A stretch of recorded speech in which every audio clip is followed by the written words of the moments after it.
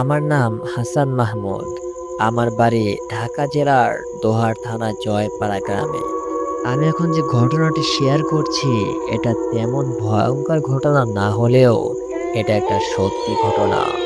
ঘটনাটি শুনে কার কেমন লাগবে আমি জানি না, তবে ঘটনাটি শোনার পর ভয় অবশ্যই গায়ের লোম কাটা দিয়ে উঠবে। ঘটনাটি আমার ভাই ইয়াকুবের। আমরা ছিলাম 5 ভাই। ভাইদের মধ্যে ইয়াকুব ছিলেন সবচেয়ে বড়। আমার ভাইয়ের প্রায় অনেকগুলো মহিষ ছিল, আর সেগুলো দেখাশোনা করত দুজন লোক। 3 নম্বর ভাইয়ের নাম আসাদ, আর তিনি ছিলেন বেশ শক্তিশালী। বড় ভাইয়ের একটা বলি মহিষ ছিল, যা একমাত্র আসাদ ভাই ছাড়া আর অন্য কেউই বাঁধতে পারতো না।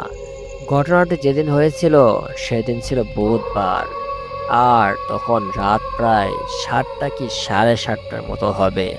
বাইরে ঘুটঘুটে অন্ধকার।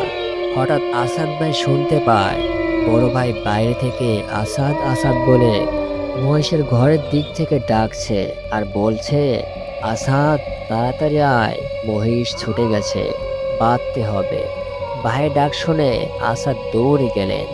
গিয়ে দেখে মহিষটা একটা জঙ্গলের দিকে ছুটছে। এটা দেখে আসাদ মহিষের পিছু পিছু ছুটে যায়, কিন্তু কিছু দূর গিয়ে দেখে সেখানে কোনো মহিষ নেই। সে বুঝতে পারলো হয়তো মহিষটা জঙ্গলের ভিতর ঢুকে পড়েছে, কিন্তু তখন সেখানে প্রচণ্ড অন্ধকার। তাই সে ভাবলো সে বাসায় গিয়ে একটা মশাল নিয়ে এসে ওটাকে খুঁজবে। কিন্তু সে যখন পেছনে ঘুরবে, হঠাৎ করে সে তার কাঁধের ওপর ঠান্ডা কিছু একটা অনুভব করলো। সে বুঝতে পারলো তার কাঁধের ওপর একটা ঠান্ডা হাত। সে পেছনে ঘুরে দেখে তার বড় ভাই। সে ভাইকে বলল যে মহিষটা জঙ্গলের ভিতরে ঢুকে পড়েছে, বাসা থেকে একটা মশাল আনতে হবে। কিন্তু তার বড় ভাই তাকে বলে যে কোনো মশাল আনতে হবে না, তুই আমার সাথে আয়। এই বলে সে আসাদ ভাইয়ের হাত ধরে টানতে শুরু করে। আসাদ তাকে যতই বোঝানোর চেষ্টা করলো, তাতে কোনো কাজ হলো না। সে তার হাত টানছে তো টানছে, টানতে টানতে এক সময় সে আসাদকে নদীর দিকে টেনে নিয়ে যায়। আসাদ ভাই বুঝতে পারে যে এটা আসলে তার ভাই নয়, অন্য কিছু। সে তখন তাকে উল্টো দিকে টানতে শুরু করে। এইভাবে প্রায় অনেকক্ষণ ধস্তাধস্তি চলতে থাকে। এদিকে বড় ভাই বাড়িতে এসে ভাবিকে জিজ্ঞেস করে, আসাদ কোথায়? ভাবি বলল, তুমি না তাকে ডেকে নিয়ে গেলে? ইয়াকুব ভাই ভীষণ অবাক হয়ে গেল।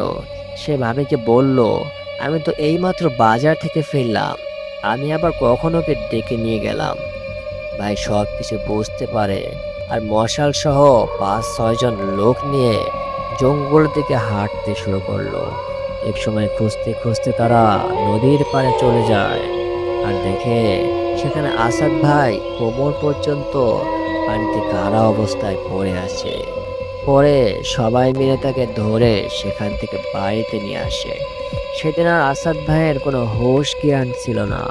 সে প্রচণ্ডভাবে কাঁপছিল, আর তার মুখ থেকে কোনো কথা বের হচ্ছিল না। পরদিন আসাদ ভাই সবাইকে সব কিছু খুলে বলে, আর বিকেলের দিকে সে মারা যায়। আমার প্রিয় বন্ধু, আজকের গল্পটা কেমন লাগলো? ভালো লাগলে একটা সাবস্ক্রাইব করে দাও।